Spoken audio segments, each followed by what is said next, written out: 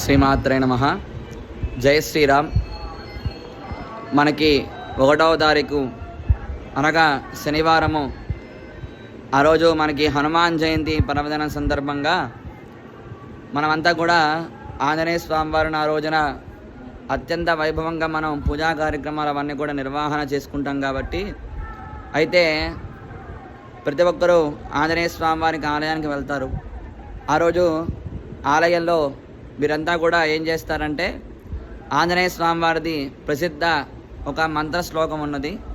ఆ శ్లోకం ఏంటంటే, సంజీవ పర్వతోద్ధార మనోదుఃఖం నివారయ ప్రసీదసు మహాబాహో త్రాయస్వ హరిసత్తమ. ఈ శ్లోకాన్ని హనుమాన్ జయంతి రోజున అందరూ కూడా 11 సార్లు ఆ శ్లోకాన్ని స్మరణ చేసి స్వామివారికి సాష్టాంగ నమస్కారం చేయండి. దానివల్ల